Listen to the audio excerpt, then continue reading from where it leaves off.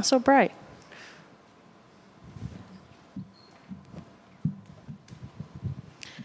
Well, how are you feeling?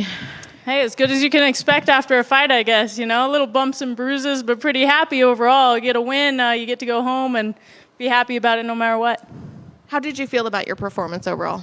I wish I would have gotten the finish, like I've already said a couple times, but I think I proved a point. I beat her every round, I feel like. Went in there, beat her striking, beat her on the ground, beat her grappling with the wrestling. Just as always, want to show that I'm developing, evolving as a fighter, and that I'm well-rounded. You know, you listen to these fight predictions, or at least I do. I almost love listening to them because it cracks me up. And then they'll be like, Miranda has no grappling, Miranda has no striking, like whatever it is. For one, we're in the UFC. All of us are good. Like all of us already have one of the highest potentials out of any of the athletes that are MMA fighters. And then there's just the matter of watch all the fights. Like I'm evolving, I'm getting better and better. I think I'm a well-rounded fighter, and there's only up from here. What did you think of your opponent? Were there any surprises, or did the fight go the way that you had anticipated it going? She was tough, you know, couldn't just submit her right off the ground, but everything was expected. We had a perfect game plan for it, as could be seen. She came in there hard and fast the first round, as we knew. She attempted a takedown a couple times. It didn't work out, and we were just ready for it all. She, of course, did the throw. We were ready for that, too, but obviously we all make mistakes. She ended up getting one and was able to reverse that and get on top. But, yeah, nothing unexpected.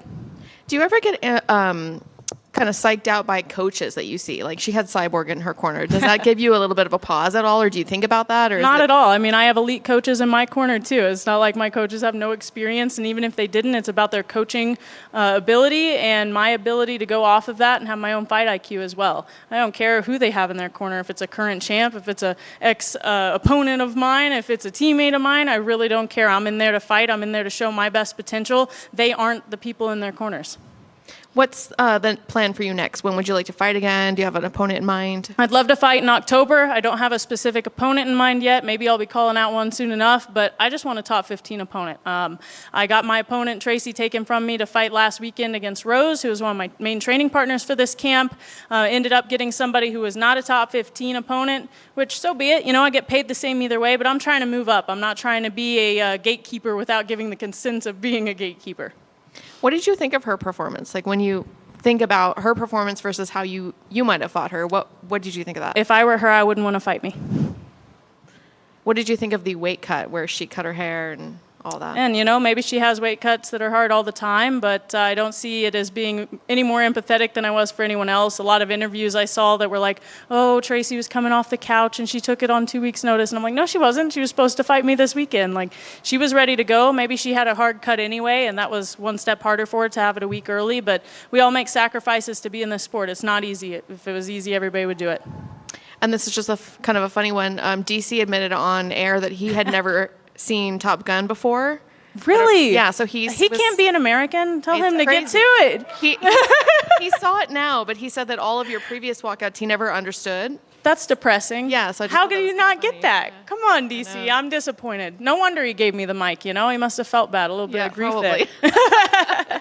Thank you. Thank you. Miranda, just one. What did you think about the 29-28 scorecard? We were just talking about that back there. You know, she had the throw and she had an elbow, and I controlled the rest of the round, basically. So it's weird how judges are. You know, obviously it went my way either way, but had that been a closer fight, like that's really frustrating. I've been robbed before pretty badly back when I fought Macy, and it always, like, really frustrates me when that's how the judges see it, is based on 2 little moves within a whole round of a fight. But to me, it's like at the same time, man, I'm going in there trying to finish it every time. I try not to give the judges any doubt anymore at all. I don't think it was before when I got robbed, but go in there and try to get the finish every second of the fight, and judge wants to see it that way. I guess we will eventually figure out some system of vetting these judges better. Thank you. Mm-hmm. Is it a top 15 or nothing for the next one? Oh, heck no, I'm not going to turn down money. I'm here to get paid. Yes? Well, my coaches are saying yes. We need a top 15. All right, well, there we go. There we go. I mean, it's got to be tough because I know you guys want to stay active. You want to keep your skills. But at the same time, you got to stand up for what you want. I mean, so if they come to, are you really going to try to emphasize and like, please, I deserve it? And we already have, I've talked to the matchmaker. He guarantees that's going to be the case anyway. Mick's already apologized for taking Tracy as an opponent, so I hope he'll stick by his word, and I'll get a fight coming up soon against a top 15 opponent. That's what I would expect to have that integrity and make that actually happen. You talked a little bit about the predictions and all the comments that you see beforehand. Does that ever give you put a chip on your shoulder when you come into the fights to kind of want to prove the analysts and the experts wrong when they make these wrong predictions? Not really, but at the same time, it's always nuts to me, like that these people are able to even say what they are and have people that follow them and go bet on fights based on what they say. It's like, man, go watch a fight and see if they're right or wrong about one of these people at least.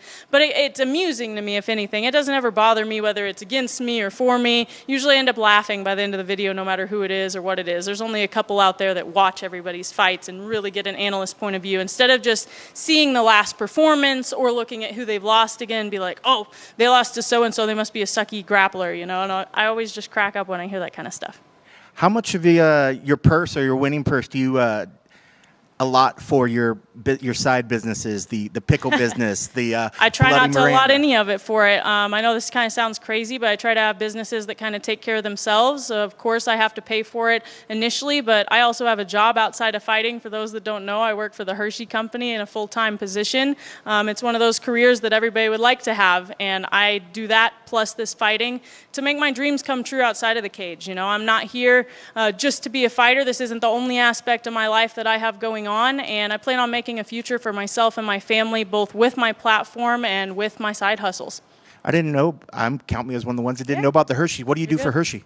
I'm a statistician, so I got a little bit of a brain in there, What, like you count how many chocolate bars people eat, or No, so any media that you see, commercials, social media, that kind of thing, advertising any kind of Hershey product, I'm the one that sees if those advertisements pay off for them. I'm the one that does the cost-risk analyses. I make all the tables and charts that get sent up to the VPs of marketing and stuff. That makes a lot of sense. Well, now especially when I see you marketing your business, now it makes a lot more sense. Yeah. Do you ever get inspiration? I mean, obviously you had the Bloody Miranda. Are there every other inspirations that come from training, or maybe have you ever been grappling on the ground and then all of a sudden you get We have the ground and pound pickle jam, we got a lot of different things. I work with several different people to make the ProwlerPickles.com. Now I have my honey, the pickles, the Bloody Marys, Mirandas are coming out in 2 weeks, so I'm hoping that keeps growing. If you guys want to support, go check out ProwlerPickles.com. It has all of it on there, but not really motivation from that. I'd say a lot of it's from my raising. I grew up homesteading a lot. We had our own milk cows, we had our own chickens, we had our own bees. I literally bought honeybees when I was like 12 years old, right?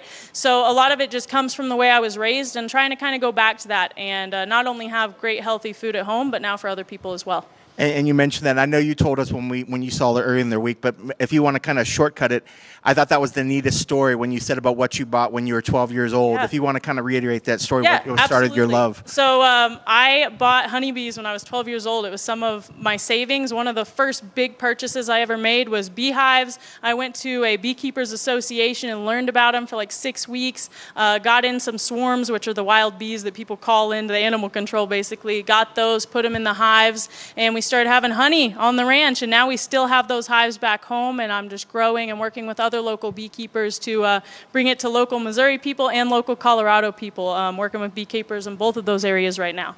And I know you're kind of an extreme sport already. Do you ever get calls to go rescue bees when they show up in random locations? I do not do that. Now I a little bit tamed down from that side of things. I just let the professionals take care of that, and I take them from them in a box. Congrats on your victory. Thank you. Right, over here, just a quick one. Obviously, Chris Cyborg was in your opponent's corner, like they mentioned. As a fan of the sport and someone part of women's MMA, she's kind of hinted of maybe coming back one day to the UFC. Is that something you'd like to see? I mean, it's always exciting to see people that kind of inspired me growing up, but I don't care really either way. I'm not going to be fighting her, I hope that she has a great future, whether it's inside the sport or out of it. A lot of these women who I watched growing up in the sport are an inspiration to me, but it's not like I'm like, whoo, yay, Chris is coming in. I'm one of those people that isn't really a fangirl of other fighters, so to speak, but I do have a lot of respect for all of them, and whatever she decides, I hope she has a healthy and bright future. Last one. What is the toughest part about balancing everything you do in life? Time, man. I wish I had more hours in the day, but I have a lot of support system around me, whether it be in the cage, outside of the cage, my family. I have a lot of support there, and I get to delegate and slowly find help, which is part of the reason I start all these businesses. I get to say, hey, this family member, you take this over, this family member, you take that over, and hopefully it just keeps growing from there and makes it to where it's a whole family enterprise that can keep going. Congratulations. Thanks. Thank you for sharing what you did with Kenny about the Hershey stuff. Yeah. Speaking of which, that was a sweet performance. And we've seen this. Hey, that was almost better than she was in a pickle, I was waiting for it. As the brand grows, whether it be business in the cage or outside, we're halfway through the year. You're hopefully getting the top 15. What's the second half of the year looking like? Man, it better not be hopefully. I better get in the top 15. I was already number 14 with Andrea. I just put on a performance. Why am I not already there and stay there just because somebody else is more popular or some crap? Go ahead. Sorry.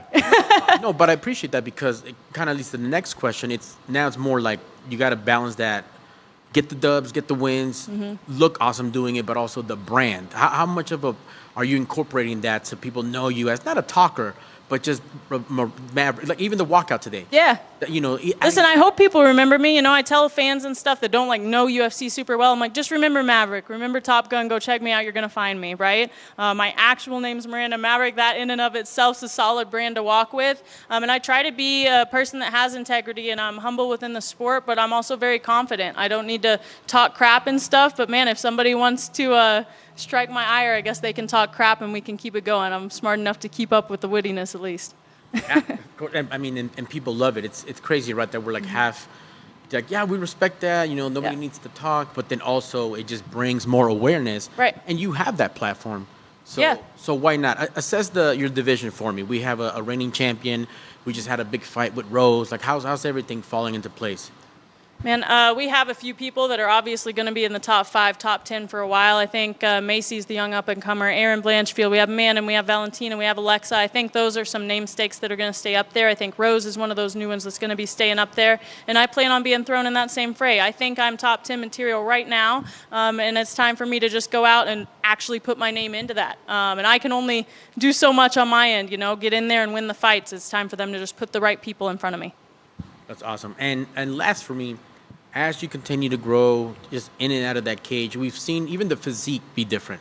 What are you doing different compared to just the fighter that you were just a year ago, but now you're just levels above that? Yeah, we were joking about that too. I'm honestly a little lighter than I was walking into the cage, so that's a lot of it, I think, is just leanness this time around for whatever reason. Maybe I'm not shoving as much food in my mouth the night before, I'm not sure. But I try to stay healthy year-round all the time, and I think that just slowly adds on to my nutrition, to my conditioning. I've always been strong, always had a solid physique in there, and I think I'm just getting to where it's all coming together. I've got the skills, I've got the genetics for it, I've got the work that I've put into it. It's all coming together. Whatever I look like in the cage isn't on purpose. I'm oh, I need to work on this one little muscle.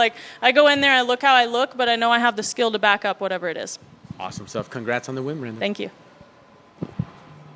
Good. All right, thank you. No, 2-1 favorite.